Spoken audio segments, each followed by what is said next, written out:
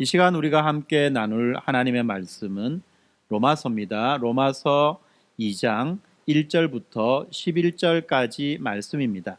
그러므로 남을 판단하는 사람아, 누구를 막론하고 네가 핑계하지 못할 것은 남을 판단하는 것으로 네가 너를 정죄함이니 판단은 네가 같은 일을 행함이니라. 이런 일을 행하는 자에게 하나님의 심판이 진리대로 되는 줄 우리가 아노라. 이런 일을 행하는 자를 판단하고도 같은 일을 행하는 사람아, 네가 하나님의 심판을 피할 줄로 생각하느냐? 혹 네가 하나님의 인자하심이 너를 인도하여 회개하게 하심을 알지 못하여 그의 인자하심과 용납하심과 길이 참으심이 풍성함을 멸시하느냐? 다만 네 고집과 회개하지 아니한 마음을 따라 진노의 날 곧 하나님의 이루어진 심판이 나타나는 그날에 임할 진노를 네게 쌓는도다. 하나님께서 각 사람에게 그 행한 대로 부응하시되 참고 선을 행하여 영광과 존귀와 썩지 아니함을 구하는 자에게는 영생으로 하시고, 오직 당을 지어 진리를 따르지 아니하고 도리를 따르는 자에게는 진노와 분노로 하시리라. 악을 행하는 각 사람의 영에는 환난과 공고가 있으리니 먼저는 유대인에게요 그리고 헬라인에게며, 선을 행하는 각 사람에게는 영광과 존귀와 평강이 있으리니 먼저는 유대인에게요 그리고 헬라인에게라. 이는 하나님께서 외모로 사람을 취하지 아니하심이라. 아멘. 오늘 우리는 이 로마서 2장 1절부터 11절까지 말씀을 한번 살펴보겠습니다. 네, 우리가 지금 읽었던 이 말씀은 먼저 어떻게 시작합니까? 바로 남을 판단하는 사람아, 누구를 막론하고 내가 핑계하지 못할 것은 남을 판단하는 것으로 내가 너를 정죄함이니 판단하는 것 네가 같은 일을 행함이니라 라고 말씀하며 다른 사람을 판단하는 것에 대해서 이야기하고 있습니다. 그러면 우리가 이제 지난 시간에 어떤 내용을 살펴보았는가를 한번 기억해 본다면 어떻습니까? 이 세상에 있는 모든 사람들은 하는 짓마다 다 악한 짓이고 이상한 짓이고 악한 짓이고 이상한 짓이고 또 하나님의 질서를 어기는 그런 짓들을 했다는 거죠. 그래서 성경은 최종적으로 이런 사람들에 대해서 뭐라고 말합니까? 이런 사람들은 다 죽어 마땅한 자들인데, 그런데 이렇게 죽어 마땅한 자들이 무슨 짓을 합니까? 자기만 그런 짓을 하는 것으로 끝나는 것이 아니라 자기가 하는 그 짓들을 다른 사람이 하도록 동일하게 죽어 마땅한 그 짓을 하도록 그렇게 강권하고 그렇게 유혹하고 그렇게 협박해가지고 다 같이 그런 상태에 이르게 되었다. 무슨 말입니까? 다 죽어 마땅한 자의 상태에 이르게 되었다라고 그렇게 말하죠. 그리고 난 다음에 오늘 무슨 이야기를 하느냐 하면, 그런데 그 가운데에 어떤 사람이 있는가 하면 다 죽어 마땅한 사람들인데, 그런데 그 가운데 어떤 사람이 있는가 하면 자기는 조금 낫다고 여겨서 다른 사람들을 보고 야, 너 정말 이상하다. 너 그렇게 살면 정말 이상한 거야 라고 말하는 사람이 있다는 겁니다. 속담에 이르기를 뭐 묻은 개가 뭐 묻은 개 보고 나무란다. 그죠? 그거라는 거죠. 그놈이 그놈인데 그죠? 누가 누구를 보고 그렇게 이야기한다는 겁니다. 여기서 말하는 이 누가 누굽니까? 원래 원어적 이 본문에서 보면 말하는 의미를 살펴보면 유대인들이라는 거죠. 그런데 우리 가운데 유대인이 아무도 없어요. 혹시 국적 유대인 있나요? 나는 국적 혹시 이스라엘 혹시 여기 있습니까? 우리 가운데 아무도 이스라엘 국적이 없어요. 유대인은 없어요. 그러면 이 본문은 우리한테 해당되지 않는 말인가? 아니에요. 해당됩니다. 어떤 사람들입니까? 개 중에 좁게 잘났다고 여기는 사람, 개 중에 좁게 낫다고 여기는 사람, 소위 말하는 도덕주의자들, 또 소위 말하는 거룩하게 보이는 자들, 영적으로 보이는 자들에 대한 이야기입니다. 나는 새벽기도 나오는데 니는 집구석에서 자빠지 자재. 제가 좀 말이 세죠? 나는 금식하는데 저 인간은 배 터지게 먹고 금식은 할 줄도 모르고, 나는 이것도 하고 저것도 하는데 저 인간은 전혀 영적인 생활 할 줄도 모르고, 에이그 라고 말하는 사람들 이야기입니다. 율법적으로 조금 낫다고 그렇게 생각하는 사람들 이야기입니다. 근데 성경은 뭐라고 말합니까?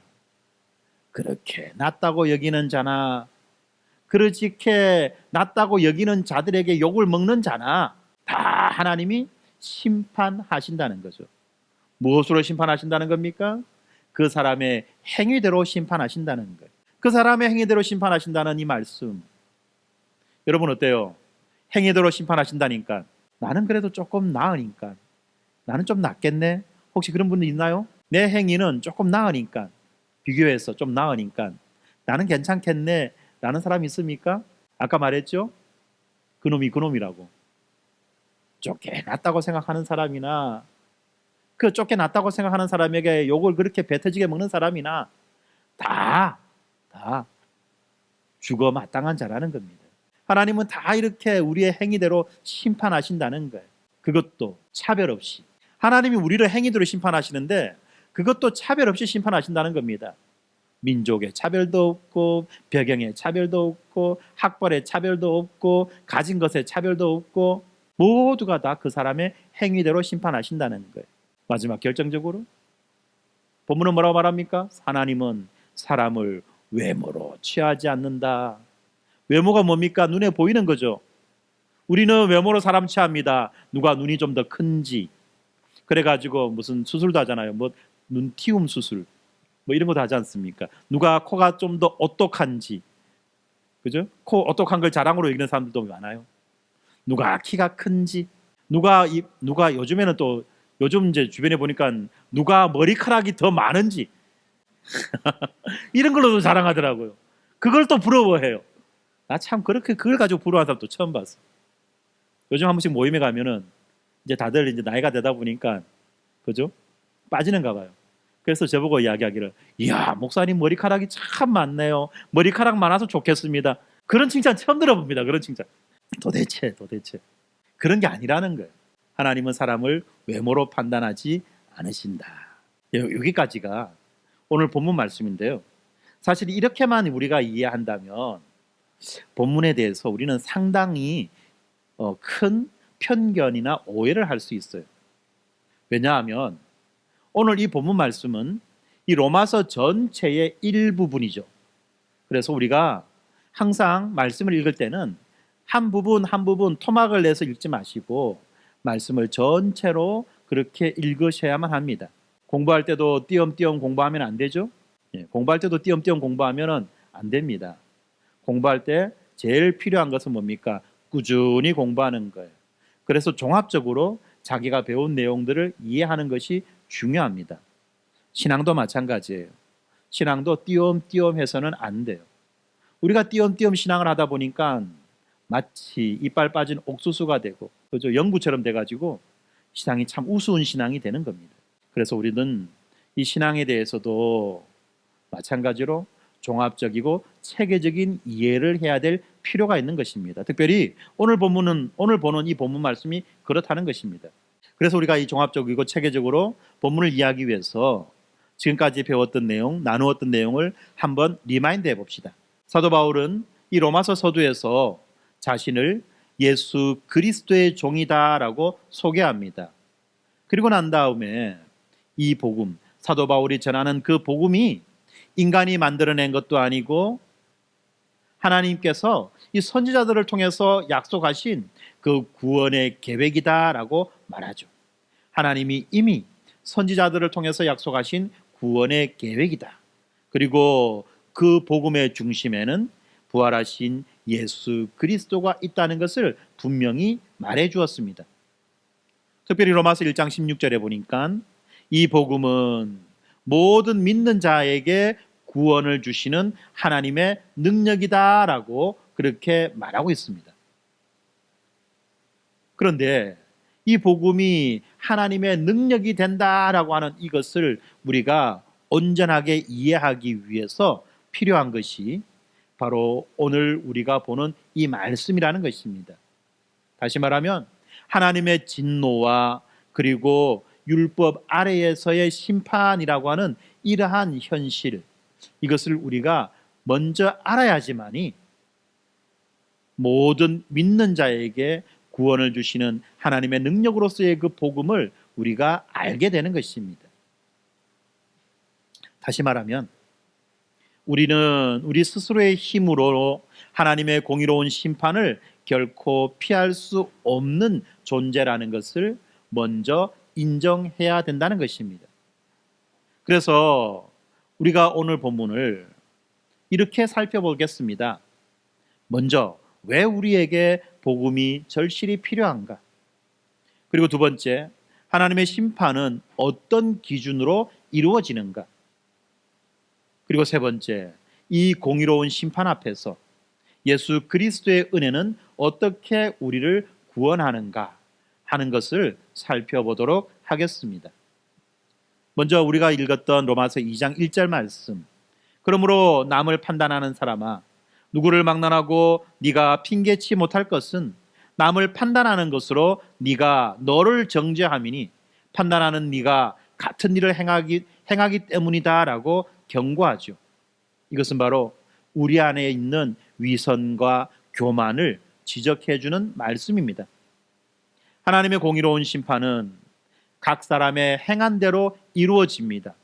그래서 우리는 타인의 연약함을 판단하기에 앞서서 자신의 죄와 자신의 연약함을 돌아보아야만 하고, 그리고 오직 예수 그리스도의 대속의 은혜를 붙들어야만 하는 것입니다. 특별히 하나님께서 우리의 행위대로 심판하시는 그 심판의 자리는 죄인을 용서하시는 하나님의 은혜와 죄를 엄격히 심판하시는 하나님의 공의가 함께 드러나는 곳이 되는 것입니다. 특별히 혼란한 세상 속에서 우리는 이 하나님의 공의가 죄를 미워하고 모든 것을 바르게 회복하시는 사랑의 표현이라는 것을 알아야만 합니다. 그렇게 될 때 우리가 그리스도 안에서 용서받은 그 신분을 굳게 붙들 수 있는 것입니다. 다시 말하지만 이 로마서 2장 1절의 말씀은 단호하게 우리 모두가 죄인이라는 것을 선언하고 있습니다. 특별히 타인을 판단하는 자들, 어떤 도덕적인 우월성, 영적인 우월성, 각종의 그 잘난 것 때문에 타인을 판단하는 위선적이고 자기 중심적인 그 문제를 정면으로 지적하고 있습니다. 타인의 흠을 보며 도덕적인 우월감을 느끼지만 실상은 자신도 비슷한 죄에서 자유롭지 못하다는 것을 간과하는 우리 모든 도덕주의자, 모든 율법주의자들을 향한 경고의 말씀이라는 것입니다. 그렇지 않습니까? 남을 정죄한다는 것은 곧 자신을 정죄하는 행위인 것입니다. 타인을 판단하며 스스로를 합리화하려는 그 유혹은 하나님의 공의로운 그 시선 앞에서 자신의 부족함과 죄인됨을 더욱 명확하게 드러낼 뿐이라는 것입니다. 우리는 너나 나나 할 것 없이 하나님의 거룩하심과 완전하심에 미치지 못하는 그냥 그렇고 그런 자들이라는 것 아닙니까? 우리가 그렇게 그렇고 그런 자들이기 때문에 타인에 대한 정죄는 스스로에게 유죄의 판결을 내리는 것과 같은 것이라는 것입니다. 이어서 이 바울은 인간의 이러한 연약함 뒤에 놓여 있는 하나님의 자비로우신 성품을 우리들에게 말해줍니다. 로마서 2장 4절에 보니까 혹 네가 하나님의 인자하심이 너를 인도하여 회개하게 하심을 알지 못하여 그의 인자하심과 용납하심과 길이 참으심이 풍성함을 멸시하느냐라고 질문합니다. 여기에서 하나님의 인자하심은 쉽게 노하지 아니하심을 말하고요, 하나님의 용납하심은 하나님께서 허물을 품어주시는 것을 말하고요, 하나님께서 길이 참으신다는 것은 하나님께서 끝까지 기다려 주신다는 것을 말합니다. 이러한 하나님의 인자하심과 용납하심과 길이 참으심은 공의로우신 하나님이 죄인에게 회개의 기회를 주시는 하나님의 크신 은혜라는 것을 말해주는 것입니다. 그런데 사람들은 어떻습니까? 이 하나님의 인자하심과 용납하심과 길이 참으심을 어떻게 생각합니까? 하나님의 부재로 하나님께서 심판하지 않으신다고 그렇게 착각해서 자기가 마음대로 마음껏 악을 행하는 그런 기회로 삼는데요. 이것은 잘못되었다는 것입니다. 그렇게 자기가 마음껏 악을 행하는 기회로 삼을 것이 아니라 이것이 바로 하나님이 이렇게 악을 행하는 자들로 하여금 돌아와 회개하라고 하는 그러한 회개의 요청이라고 바르게 깨달아 알아 하나님 앞으로 나아와야만 한다는 것입니다. 하나님은 우리가 우리의 잘못을 깨닫고 돌아오기를 참고 기다리고 계시는 것입니다. 마치 우리가 잘 알고 있는 그 복음서에 나오는 집 나간 둘째 아들 이야기처럼 말입니다. 그렇지만 이러한 하나님의 인자하심을 멸시하고 회개하기를 거부한다면 로마서는 이어서 이렇게 말하죠. 네 고집과 회개하지 아니한 마음을 따라 진노의 날, 곧 하나님의 의로우신 심판이 나타나시는 그날에 이 말 진노를 내게 쌓는도다 라고 말하며 이렇게 하나님의 인자하심을 멸시하고 회개하기를 거부하는 자들에게 무서운 결과가 임할 것이라는 것을 경고하는 것입니다. 하나님의 그 인자하심과 하나님의 인내하심과 하나님의 그 품어주심을 우리가 무시한다면, 그리하여 자기 마음대로 그렇게 살아간다면 그것은 결국은 자기 심판에 대한 포인트 정립과 마찬가지라는 겁니다. 열심히 포인트를 정립하고 있는 거예요. 특별히 이렇게 진노를 내게 쌓는도다라는 이 말은 하나님의 심판이 보류되었고 또 그 심판이 한층 더 가중될 것이라는 것을 말하는 거지, 그 심판이 사라졌다는 것을 말하는 것은 아니라는 것이에요. 그렇기 때문에 오히려 회개하기를 거부하고 회개하기를 외면한다면 하나님의 공의로운 진노가 쌓여서 피할 수 없는 더 큰 심판으로 이어지는 것입니다. 그리고 이러한 경고의 말씀에 대한 우리들의 반응은 첫째로 진실한 회개입니다. 우리는 타인을 판단하기 전에 먼저 자신의 죄를 정직하게 고백해야만 합니다. 그리고 이러한 복음의 능력을 굳게 붙들어야만 하는 것입니다. 로마서 3장 23절 24절이 이렇게 말씀합니다. 모든 사람이 죄를 범하였음에 하나님의 영광에 이르지 못하더니 그리스도 예수 안에 있는 속량으로 말미암아 하나님의 은혜로 값없이 의롭다 하심을 얻은 자가 되었느니라 라고 말씀합니다. 그렇습니다. 죄인된 우리에게 예수 그리스도의 대속을 통해서 의롭다 함을 얻게 되는 그 복음이 주어졌습니다. 우리에게 칭의를 가져다 주는 이 복음은 우리를 회개로 이끌고 마지막 심판에서도 예수 그리스도의 성취, 예수 그리스도의 그 의로 우리를 보호해 주는 은혜가 되는 것입니다. 하나님의 공의로운 심판은 행위대로 이루어집니다. 남을 판단하는 것은 자신을 정죄하는 결과를 낳게 됩니다. 그리고 하나님의 인자하심은 우리에게 회개의 문을 열어주시지만 이를 외면하면 외면할수록 하나님의 진노를 쌓게 되는 것입니다. 그러므로 우리는 하나님의 인자하심을 의지하여 회개하고 복음의 능력을 붙드는 길을 선택해야만 하는 것입니다.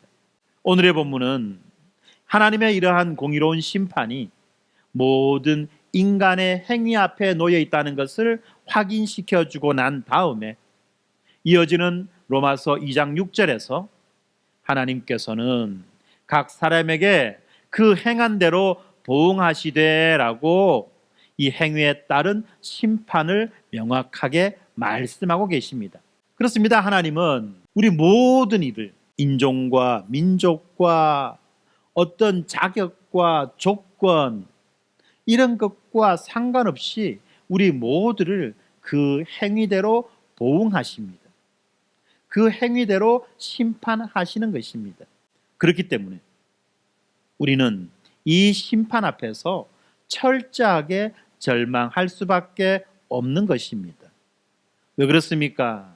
우리는 우리의 형편과 우리의 처지를 너무나도 잘 알고 있기 때문에 그렇다는 것입니다. 그렇지 않습니까? 우리가 우리의 행위를 돌아봅시다. 살펴봅시다. 지난 여름에 네가 무슨 짓을 했는지 나는 알고 있다는 그 영화 제목처럼 하나님은 아십니다. 누가 착한 놈인지 나쁜 놈인지. 이렇게 말하니까 마치 세상에는 두 종류의 사람이 있는 것처럼 여기시죠? 착한 사람과 나쁜 사람. 그러면 확률적으로 반반이네? 그러면 적어도 2분의 1의 가능성은 있겠네? 여러분, 이 말이, 이 논리가 만만의 콩떡이라는 거 아시죠? 예. 세상엔 두 종류가 있습니다. 그렇습니다. 착한 사람과 나쁜 사람. 그런데 불행하게도 해 아래에 있는 모든 인간, 어른들 말씀 따라 머리털 시커먼 거는 다 믿으면 된다, 안 된다? 믿을 수 없는 존재라는 거예요. 해 아래서 깔딱깔딱 숨쉬는 모든 자들은 다 죽어 마땅한 죄인이라는 겁니다. 그렇기 때문에 하나님이 우리를 행위에 따라 심판하신다라고 그렇게 말씀하실 때는 우리 모두는 심판받아 마땅한 자이며 멸망할 수밖에 없는 자라는 것을 인식해야만 하는 것입니다. 그래도 내가 적어도 우리 교회에서는 좀 잘하는 편인데 설마 하나님이 아니요, 그런 거 아니라니까요. 하나님의 요구 수준 아시죠? 그죠? 하나님의 요구 수준, 율법이 우리에게 요구하는 그 요구의 수준 아시지 않습니까? 어떤 수준입니까? 항상, 그리고 모든. 항상은 24시간 365일, 모든은 하나부터 10까지. 하나라도 빠지면 된다, 안 된다? 안 된다. 하나라도 빠지면 처음부터 다시라는 거예요. 그렇기 때문에 우리 가운데 어느 누구도 이러한 행위에 따른 하나님의 심판은 결코 벗어날 수 없다는 것입니다. 그런데 이렇게 오늘 본문이 행위에 따른 심판을 강조하는 이유가 무엇일까요?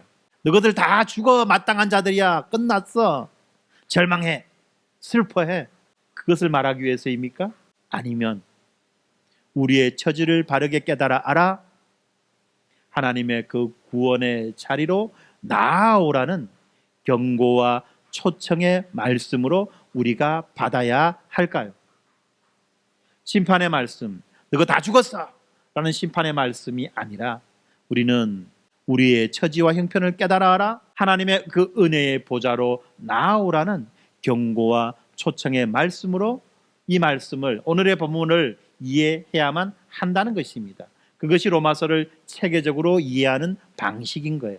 그렇기 때문에 이러한 준엄한 공의의 법정 너머에 있는 예수 그리스도의 대속을 통해서 열리는 또 다른 복음의 법정이 있다는 것을 우리는 기억해야만 하고, 로마서는 뒤에 나오는 이 말씀에서 이 내용을 증언하고 있습니다. 로마서 3장 24절에 보니까 그리스도 예수 안에 있는 속량으로 말미암아 하나님의 은혜로 값없이 의롭다 하심을 얻은 자 되었느니라 라고 말씀합니다. 오늘 보는 말씀은 하나님이 우리의 행위에 따라 심판하시기 때문에 우리 모두는 망할 수밖에 없다라고 하는 그 내용을 선포하지만, 이어지는 말씀은 그런 우리가 하나님의 은혜로 값없이 의롭다 하심을 받은 자가 되었다라고 그렇게 말씀합니다. 그래서 우리는 이 두 개의 법정, 공의의 법정과 은혜의 법정, 이 두 개의 법정을 우리는 모두 살펴보아야만 합니다. 먼저 하나님의 공의로운 심판은 예외 없이 모든 이에게 선포됩니다. 로마서 2장 6절에 하나님께서 각 사람에게 그 행한 대로 보응하시되 라는 말씀처럼 말입니다. 여기에서 각 사람이라는 이 표현은 어느 누구도 이 심판을 피할 수 없음을 말해줍니다. 그리고 행한 대로 갚아주신다는 이 말씀은 선행에는 상을 주시고 악행에는 벌을 내리시는 하나님의 그 공정하심을 말하는 거죠. 그런데 우리 스스로의 힘으로는 결코 이 기준을 만족시킬 수 없기 때문에 이 선언은 우리에게 두려움과 절망을 가져다 줍니다. 우리가 만약에 우리의 행위로 구원받기 위해서 우리는 무슨 짓을 해야 됩니까? 마태복음 5장 20절에 보니까 내가 너희에게 이르노니 너희의 의가 서기관과 바리새인보다 더 낫지 못하면 결코 천국에 들어가지 못하리라. 그렇습니다. 서기관과 바리새인보다 더 나은 의, 항상 모든 율법을 지키는 그 의가 필요하다는 거죠. 그런데 우리는 그 누구도 이런 의를 가질 수가 없다는 거예요. 그렇지만 이 하나님의 이 신실하신 법정에는 두 갈래의 결과가 제시되어집니다. 로마서 2장 7절 8절에 보니까 참고 선을 행하여 영광과 존귀와 썩지 아니함을 구하는 자에게는 영생으로 하시고 오직 당을 지어 진리를 따르지 아니하고 불의를 따르는 자에게는 진노와 분노로 하시리라 라고 말씀합니다. 영광과 존귀와 썩지 아니함을 구하는 자는 하나님의 임재의 복, 영생의 복을 누리게 될 것이며 진노와 분노를 쌓는 자는 구원받지 못한 자의 이 종말적인 심판을 말하는 거죠. 여기서 중요한 것은 이 영광과 존귀와 불멸을 구하는 삶이라는 것이 행위로 인한 구원, 행위에 따라 얻는 구원을 의미하는 것이 아니라 복음으로 새롭게 변화된 자의 순종하는 삶의 열매를 의미한다는 것입니다. 다시 말하면 우리는 근본적으로 본질적으로 영광과 존귀와 불멸을 구할 수 없는 자들이라는 것입니다. 체질적으로도 그렇고요, 습관적으로도 그렇다는 것입니다. 하나님의 영광, 하나님의 그 존귀하심을 우리는 감히 상상할 수도 없을 뿐만 아니라 이것을 본능적으로 거부하고 멀리 한다는 것입니다. 그렇기 때문에 우리의 힘으로는 도무지 할 수 없는 일이라는 거예요. 그러면 누가 가능한 겁니까? 누구에게 이것이 가능한 것입니까? 바로 복음으로 새롭게 변화된 자들에게 이것이 가능해진다는 것입니다. 그렇지 않나요? 우리의 삶이, 여러분들 한번 보세요. 우리의 삶이 품이 있고 우아한, 조금 유식한 말로 엘레강스한 그러한 것을 추구하고 그러한 것을 향해 나아가는 삶이 우리가 기본적으로 가지는 태도입니까? 아니면 그냥 저렴하고 부담 없고 편한, 막 살아도 되는 그런 삶을 우리는 추구하십니까? 이성적으로 도덕적으로는 우리가 엘레강스한, 뭔가 폼나고 뭔가 우아한 그런 것을 생각하지만 막상 우리들의 삶의 현실은 어떻죠? 그렇지 않다는 거예요. 우리들의 삶의 현실은 그렇지 않다는 것입니다. 막 사는 게 편해요. 막 사는 게 편합니다. 저렴하게 사는 게 편해요. 그게 바로 우리들의 삶의 현실이라는 거예요. 세수하고 화장하는 게 여러분들 편하고 좋습니까? 그냥 눈곱 달고 깨재재하게 있는 게 편하고 좋습니까? 아무도 대답을 안 하시네. 우리가 밖으로 나갈 때 화장하지 집안에 있을 때 화장 잘 안 하잖아요. 그것도 풀 메이크업은 인생에 몇 번밖에 안 하잖아요. 물론 요즘에는 이것도 그냥 그죠? 어떤 일종의 자기 스펙으로 알고 그렇게 잘 하는 사람도 있지만 그렇게 공들여 화장하는 것은 진짜 몇 번 안 돼요. 대부분의 경우는 대충 동동구루모 하나 바르고 그죠? 분 하나 바르고 그냥 끝내는 거예요. 왜? 편하니까. 그게 우리 삶의 모습이라는 겁니다. 그런데 그런 자에게 영광과 존귀와 불멸을 꿈꾸게 하는 것이 가당하기는 하겠습니까?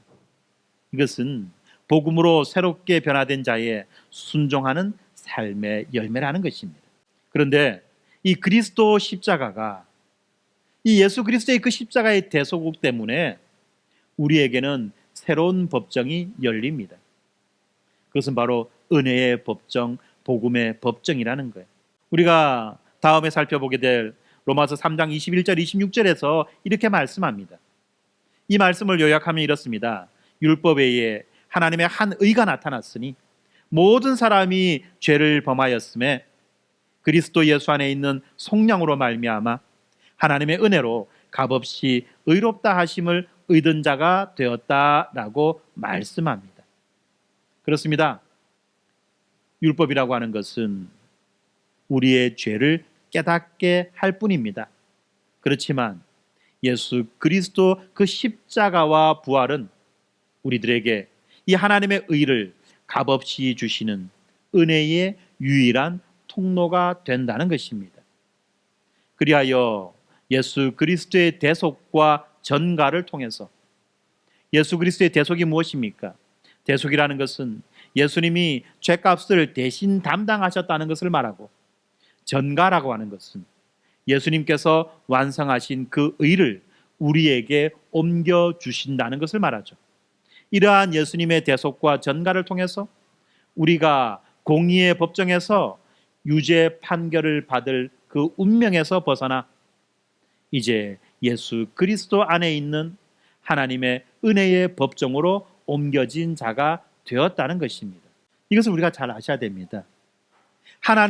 하나님께서 우리를 심판하시는데, 하나님이 우리를 심판하시는 심판의 장소는 두 곳이라는 것입니다.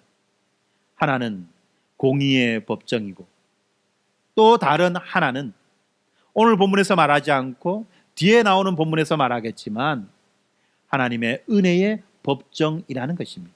여러분은 어떤 법정에 서시기를 원하십니까? 하나님의 그 공의의 법정에 서시기 원하십니까? 아니면 하나님의 그 은혜의 법정, 그 복음의 법정에 서시기를 원하십니까? 나는 아무 데도 안 가고 싶은데요? 그럴 수는 없어요. 우리가 아무리 이 법정에 서지 않으려고 몸부림치고 발버둥 친다 할지라도 우리 모두는 한 사람도 빠짐없이 살아서나 죽어서나 이 법정에 서야만 한다는 것입니다. 여러분들은 어떤 법정에 서고 싶습니까?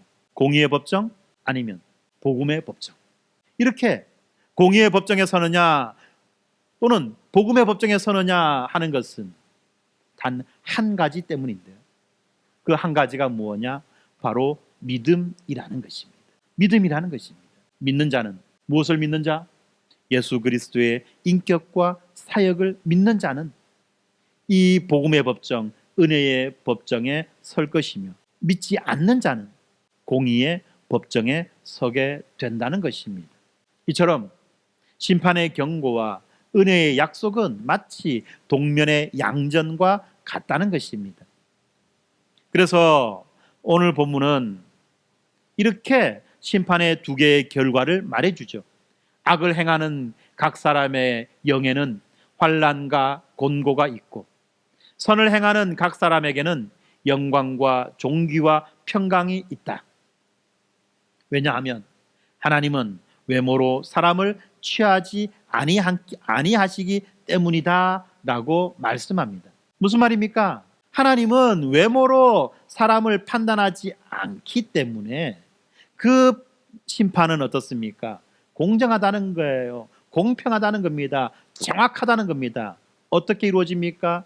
악을 행하는 사람의 영에는 환난과 공고가, 선을 행하는 사람에게는 영광과 존귀와 평강이 있다는 거죠. 이렇게 악을 행하느냐, 이렇게 선을 행하느냐, 이것이 무엇보다도 중요하다는 것입니다. 이것이 무엇보다도 중요하다는 거예요. 이 하나님의 심판과 은혜는 민족과 계층과 성별을 초월해서 오직 이 행위와 믿음을 기준으로 이루어지는 것입니다. 다시 말하면 이 공의의 법정에서 불신자는 행위대로 심판받습니다. 그리고 은혜의 법정에서 이 믿는 자는 또한 행위대로 심판받습니다. 무슨 말이야? 여기도 행위대로 심판하고 저기도 행위대로 심판한다고? 예, 하나님은 행위대로 심판하십니다. 공의의 법정에서도 불신자는 행위대로 심판받습니다. 은혜의 법정에서도 신자는 행위대로 심판받습니다. 그런데 그 행위가 다르죠. 누구의 행위입니까? 공의의 법정에서 불신자는 자기의 행위대로 심판을 받는 것입니다. 그러나 은혜의 법정에서 믿는 자는 누구의 행위대로 심판받습니까?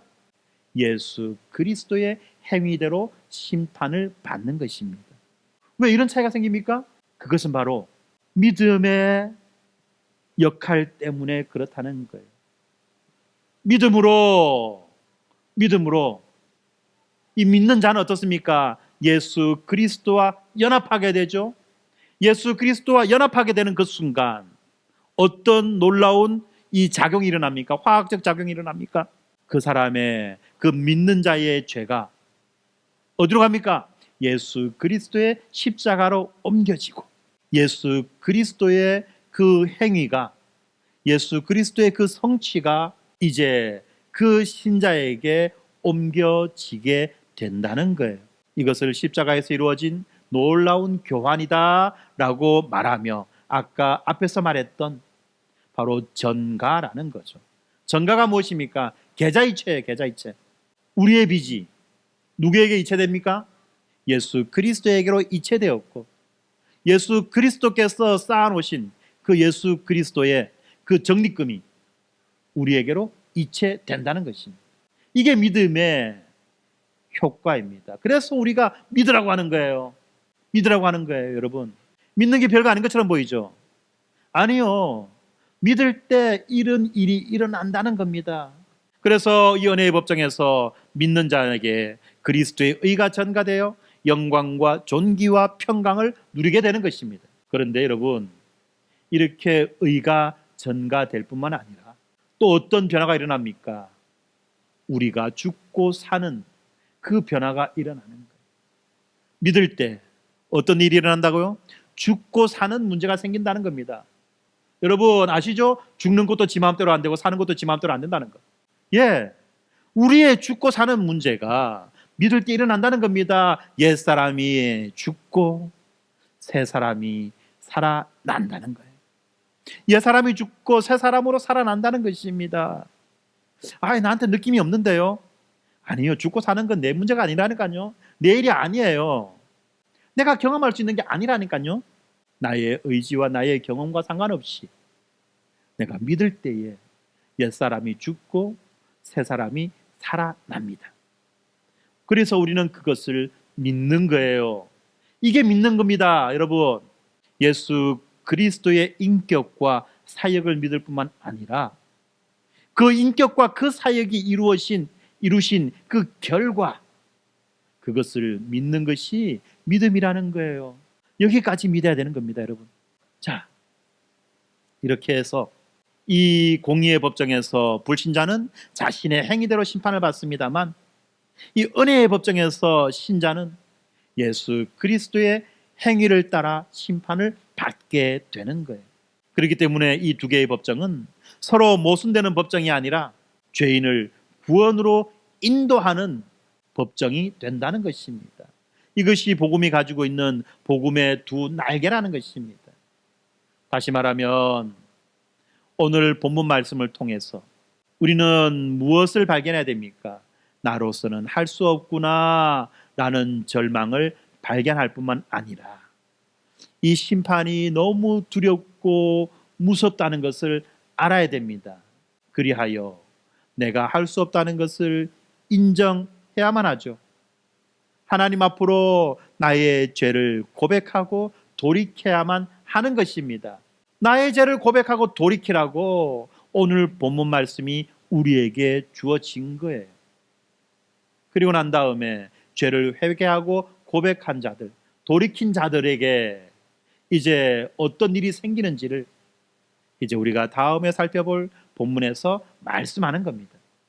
그렇기 때문에 여러분들 말씀을 띄엄띄엄 알아서는 된다 안 된다? 안 된다는 거예요. 말씀을 우리가 읽을 때는, 말씀을 배울 때에는 종합적이고 체계적으로 말씀을 읽고 배워야만 하는 것입니다. 자, 이쯤 했으니까 여러분 이제 묻겠습니다. 여러분은 지금 어느 법정에 서 있습니까? 여러분은 지금 어느 법정에 서 있습니까?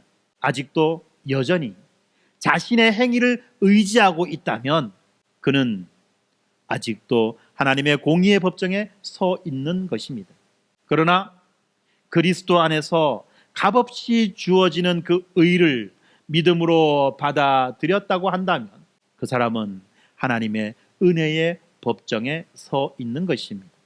그리고 로마서 3장 24절은 이렇게 우리에게 말합니다. 그리스도 예수 안에 있는 속량으로 말미암아 하나님의 은혜로 값없이 의롭다 하심을 얻은 자가 되었느니라. 아멘. 그렇습니다. 그렇기 때문에 우리가 이미 믿고 있는 신자라고 한다면 우리는 매일매일 이 그리스도의 의를 붙잡고 그리스도 안에서 하나님과 화평을 누리며 살아가야만 되는 것입니다. 로마서 5장 1절에 이렇게 말합니다. 그러므로 우리가 믿음으로 의롭다 하심을 받았으니 우리 주 예수 그리스도로 말미암아 하나님과 화평을 누리자. 이것이 바로 이 하나님의 공의와 하나님의 은혜가 만나는 자리에 서 있는 우리에게 구원을 주시는 복음의 능력인 것입니다. 우리에게 구원을 주시는 복음의 능력이라는 것이 바로 이것을 말하는 것입니다. 지금까지 우리는 이 행위에 대한 하나님의 그 공의의 법정과 그리스도를 통한 하나님의 은혜의 법정을 살펴보았습니다. 이제는 우리가 성도로서 이 두 개의 진리를 삶에 어떻게 적용하며 살아갈지에 대해서 살펴보도록 하겠습니다. 로마서 2장 7절 11절에 아까 우리가 읽은 말씀이죠. 행위대로 보응하시는 이 공의에 대한 두려움과 그리스도 안에서 주어지는 이 은혜의 보응에 대한 감사가 동시에 등장합니다. 행위대로 보응하시는 공의에 대한 두려움, 은혜의 보응에 대한 감사가 동시에 등장한다는 것입니다. 그래서 우리는 이 신자가 가지게 되는 이 심판에 대한 건강한 두려움과 은혜에 대한 넘치는 감사라고 하는 이 두 개의 축을 중심으로 해서 우리 성도들의 영적인 여정을 한번 구체적으로 살펴보겠습니다. 먼저 신자는 참고 선을 행하며 영광과 존귀와 썩지 아니함을 구하는 삶을 추구해야만 하는 것입니다. 여기에서 말하는 영광과 존귀와 썩지 아니함이라는 것은 세속적인 복이 아니에요. 이 영광과 존귀와 썩지 아니함을 어떤 사람들은 자꾸만 이 세속적인 복으로 그렇게 생각하는 사람들이 있어요. 그런데 이것은 세속적인 복이 아닙니다. 이 땅에서 단순하게 잘 먹고 잘 사는 것, 이 땅에서 떵떵거리고 사는 것을 이야기하는 것이 아니라는 것을 우리는 먼저 생각해야만 합니다. 무엇보다도 이것은 하나님의 임재 안에서 주어지는 거룩한 복락이라는 것입니다. 하나님의 임재 안에서 주어지는 거룩한 복이라는 것입니다. 그렇기 때문에 이 거룩한 복락을 구하는 자는 예수 그리스도의 의를 힘입어 그 결과 새로운 피조물이 되었다는 것을 믿고 새로운 피조물로서의 삶, 선행을 실천하는 것입니다. 이렇게 선행을 실천하며 일상에서 하나님의 뜻에 순종하는 자들인 것입니다. 여러분, 선은 우리 힘으로 할 수 있나요? 없나요? 없어요. 학교에서 그렇게 맞아가면서 선을 행할 것을 배웠는데도 불구하고 맞은 거 다 어디 갔는지, 그죠? 안 돼요. 말로 해도 안 되고 패도 안 되는 게 선입니다. 그게 우리의 실존이에요. 그런데 우리의 존재가 바뀌었을 때 이 선을 행하는 것이 가능해진다는 것입니다. 그렇게 존재가 바뀌어서 선을 행하게 되는 자들을 하나님의 자녀라고 말하죠. 우리가 하나님의 자녀라고 말하는 이 자녀가 바로 그런 의미입니다. 존재가 바뀌어서 선을 행할 줄 알게 된 자, 이 자가 바로 하나님의 자녀라는 거예요. 하나님은 이런 자녀들에게 영광과 존귀와 평강을 약속하셨습니다. 왜 그렇습니까? 자신이 그리스도의 의를 전가받은 자, 구원받은 자라는 것을 믿고 감사함으로 살아갈 때 맺혀지는 열매이기 때문에 그런 것입니다. 그렇지 않습니까? 선행이라고 하는 것은 내가 그리스도의 의를 전가받은 자다, 내가 구원받은 자다라는 것을 믿는 거죠. 이것을 먼저 믿고 믿고 그리고 이러한 구원에 대해서 우리가 감사함으로 살아갈 때 어떤 짓을 합니까? 도둑질합니까? 거짓말합니까? 사기칩니까? 할 수 있나요? 없나요? 감사함으로 살아갈 때 할 수 있나요? 없나요? 우리가 하나님을 미워할 수 있나요? 하나님을 쌩무시할 수 있나요? 없어요. 그죠? 예. 이렇게 내가 은혜로 예수 그리스도의 의를 전가받았고 내가 구원받았고 내가 하나님의 자녀가 되었다는 것을 알고 감사함으로 살아가게 될 때 이 선행은요 자연스럽게 드러나는 거예요. 그래서 선행은 무엇입니까? 열매라는 거예요. 결과라는 거예요. 목적이 아닙니다. 수단이 아닙니다. 그런데 반대로 로마서 2장 8절에서 말씀하는 것처럼 오직 당을 지어 진리를 따르지 아니하고 불의를 따르는 자가 되어서는 안 된다는 것입니다. 왜요? 이들은 하나님의 진노와 분노 그리고 환난과 곤고를 당하게 되기 때문에 그렇습니다. 이런 자들은 여전히 자신의 행위와 자신의 고집을 의지하는 자들입니다. 이런 자들은 여전히 내 힘으로 의롭게 살 수 있다고 착각하는 그런 어리석은 자라는 것입니다. 이런 자들에 대해서 히브리서 10장 26절 27절은 이렇게 말합니다. 진리를 안 후에도 고의로 죄를 범하면 심판 외에는 남은 것이 없다 라고 이렇게 경고하는 겁니다. 이처럼 우리가 단순히 선을 행해서 구원을 받겠다, 선을 행함으로 더 나은 사람이 되겠다라고 하는 이러한 행위주의에 머물러서 이런 자들에게 부어지는 하나님의 인자하심을 당연시 여기거나 거부하게 된다면 심판은 따놓은 당상이 되겠죠. 결코 피할 수 없는 것입니다. 그리고 이 모든 것의 기준은 하나님께서는 외모로 사람을 취하지 아니하신다는 원칙이 작용합니다. 이 원칙은 하나님의 심판과 구원이 특정한 민족이나 전통이나 사회적 지위가 아니라 각 사람의 행위와 믿음에 초점을 맞춘다는 것을 보여주는 것입니다. 그래서 유대인과 이방인 모두는 행위대로 심판받을 수도 있으며 또한 이 그리스도의 의도 누구든지 믿음으로 전가받을 수 있다는 것입니다. 왕후장상이 타고난 씨가 있는 것이 아니라는 거예요. 여러분, 신분의 혁명이, 계급의 혁명이 어디에서 일어납니까? 바로 여기에서 일어나는 것입니다. 유대인과 이방인 모두는 행위대로 심판받습니다. 뿐만 아니라 예수 그리스도의 의도 누구든지 누구에게든지 그 믿음 때문에 전가되어지는 거예요. 예수 그리스도의 의를 전가받지 않아도 될 만큼 잘난 사람도 없고요, 행위대로 심판받지 않을 만큼 그만큼 완전한 사람도 없다는 거예요. 다시 말하면 이 구원과 형벌은 인간적인 기준이 아니라 하나님 앞에서의 믿음과 행위를 기준으로 결정되는 것입니다. 그래서 우리는 이 심판에 대한 건강한 두려움을 가져야만 합니다. 무슨 말입니까? 구원받기 위해서, 더 나은 사람이 되기 위해서 착한 일을 해서는 안 된다는 거예요. 더 나은 사람이 되기 위해서, 여러분 잘 아셔야 됩니다. 더 나은 사람이 되기 위해서 착한 일을 해서는 안 된다는 거예요. 만약에 더 나은 사람이 되기 위해서 착한 일을 한다면 그 사람은 착한 일을 할 수 없을 뿐만 아니라 하나님의 심판을 받을 수밖에 없다는 겁니다. 이것이 바로 심판에 대한 두려움이죠. 그러면 은혜에 대한 감사는 무엇입니까? 은혜에 대한 감사는 무엇입니까? 이렇게 망할 수밖에 없는 자를 하나님께서 은혜로 은혜 주셔서, 그리고 그 은혜로 믿음 주셔서 구원하셨다는 거예요. 구원하셨다는 말이 무슨 말입니까? 새로운 존재로 만들어 주셨다는 것입니다. 자기 마음대로 자기 욕심대로 살아가던 존재가 이제 하나님을 알고 은혜를 알고 하나님의 백성 되었다는 것을 알고 살아가는 존재가 되었다는 거예요. 존재가 바뀌었습니다. 과거에 내가 죽었습니다. 그리고 새로운 나로 태어난 것입니다. 어디서?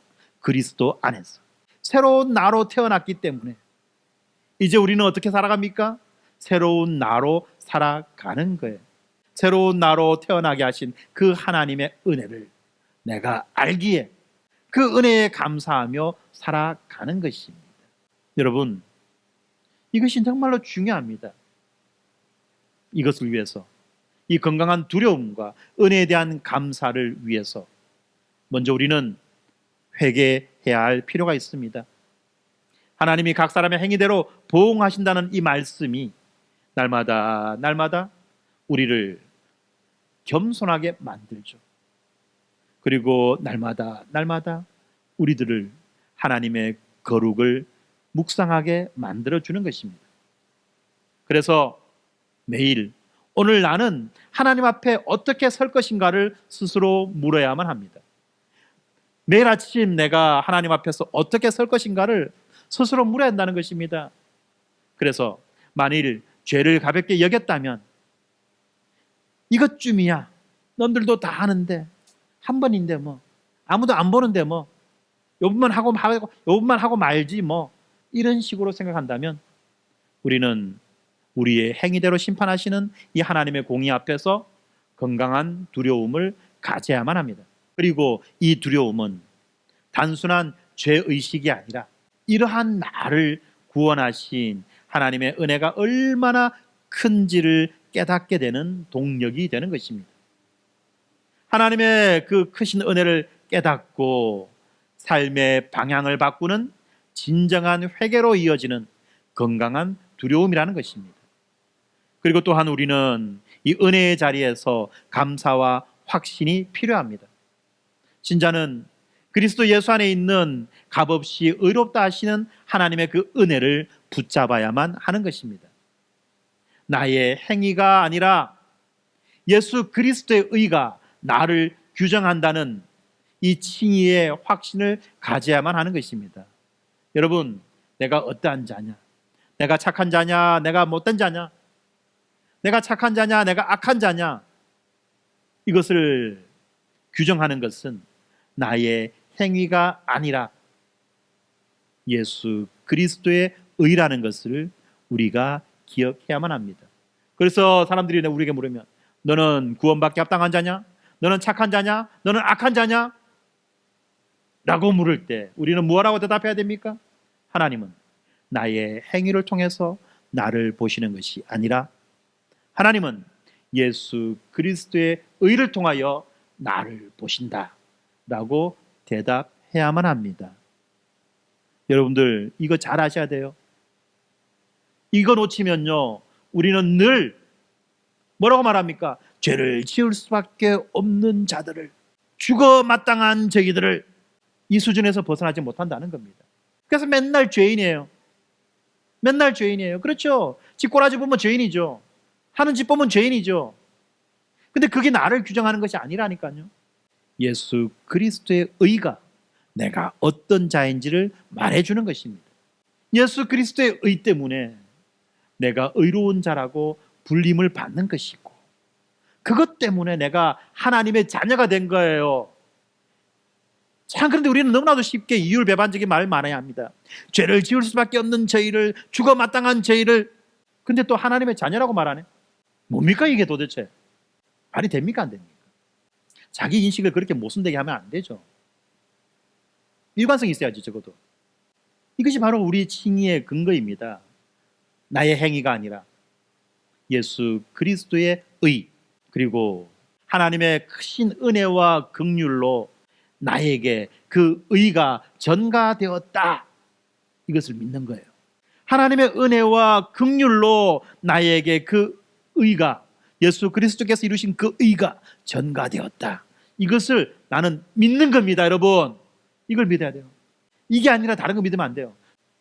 잘 될 거야, 누구는 그렇게 말하죠. 맨날 뭐 나는 잘 될 거야, 나는 성공할 거야를 아침마다 외치면 여러분 잘 됩니다. 왜요? 말이 씨가 되기 때문에.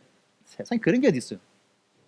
이런 거 아니에요. 이런 거 여러분, 우리가 믿는 유일한 믿음은 뭐냐? 바로 하나님의 그 크신 은혜와 긍휼로 나에게 예수 그리스도의 의가 전가되었다.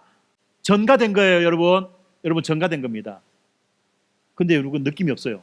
정가되었으면 좀 살이라도 좀 찌고 좀 뭐 좀 감기라도 뚝 떨어지고 막 좀 뭐가 좀 아픈 데라도 탁 낫고 이러면 막 좀 키라도 좀 한 5cm 정도 좀 크면 막 누구는 키가 줄어들기를 바라는 사람도 있겠지만 뭐 좀 뭔 변화가 있으면 좀 실감을 하겠는데 전가되었다. 여러분. 전가되었다. 이거 믿어야 돼요. 왜 그렇습니까? 아까 제가 계좌이체에 비유했죠. 내 통장에 1억이 꼽혔는데 여러분 느낌이 옵니까? 그걸 어떻게 알아요? 내 주머니에 돈 한 푼도 없는데 만 원짜리 한 장도 안 생겼는데 언제 합니까? 은행 가서 찍어봐야 알잖아요. 하다못해 핸드폰 열고 내 통장 잔고 확인해 봐야지 알잖아요. 그 전까지 알 수 있습니까? 모릅니까? 몰라요. 몰라요. 아무 느낌 없어요. 그렇지 않습니까? 1억이 얼마나 큰지 느낌도 없어요. 사실 의가 전가된 겁니다. 느낌이 없어도 할 수 없어요. 느낌이 없어도 할 수 없어요. 믿어야 돼요. 지금 이거는 믿어야 돼요. 그렇게 살아야 돼요. 이게 믿음입니다. 이게 믿음인 거예요. 그리고 이것이 언제 드러납니까?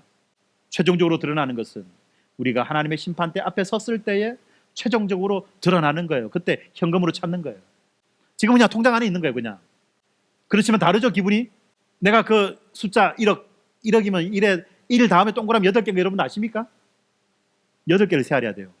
꼽혀 있는 것이, 그죠? 그냥 숫자에 불과할 수도 있지만, 그러나 느낌은 다르잖아요. 그죠? 돈으로 찾기 전까지는. 마찬가지로, 우리가 최종적으로 이 구원을 확인할 때까지는, 어떻게 보면은 막연해 보일 수도 있지만, 그러나 우리의 느낌이 다른 거예요. 그래서 느낌이 다르기 때문에 어떻습니까? 삶의 형태가 달라지는 거예요.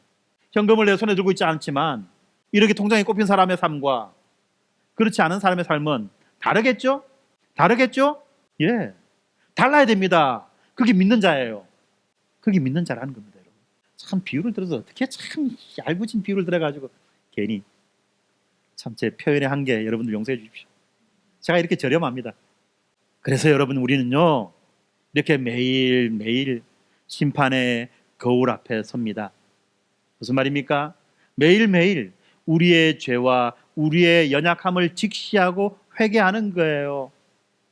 나의 행위로는 망할 수밖에 없습니다라고 고백하는 겁니다. 그렇지만 또한 우리는 매일매일 이 은혜의 거울 앞에 서는 것입니다. 그래서 집에는 거울이 2개가 있어야 돼요. 하나는 심판의 거울, 하나는 은혜의 거울이 있어야 되는 것입니다. 그래서 이 은혜의 거울 앞에서 그리스도 안에서 전가된 그 의를 확신하고 감사하는 것입니다. 자신의 능력이나 자신의 성공을 과신함으로 자만해서는 안 돼요. 그렇지 않습니까? 젊었을 때는 젊음을, 어떤 직장이 있을 땐 직장을, 뭘 할 때는 그 하는 무엇을 신주단지처럼 여기고 그것을 자기의 자랑의 근거로 삼고 자만의 근거로 삼아서는 안 된다는 것입니다. 그 능력을 자만하는 것이 아니라 예수 그리스도의 의를 붙잡고 우리는 교회적 삶을 살아가는 것입니다. 그리고 또한 우리의 이웃들에게, 우리의 자녀들에게 이 죄의 심각성을 깨닫게 하고 그리스도의 대속을 제시하는 이 균형 잡힌 복음을 전해야만 하는 것입니다. 우리는 이 공의의 법정에 머물 것이냐, 아니면 이 공의의 법정을 지나서 하나님의 은혜의 법정으로 나아갈 것인가를 결정해야만 합니다.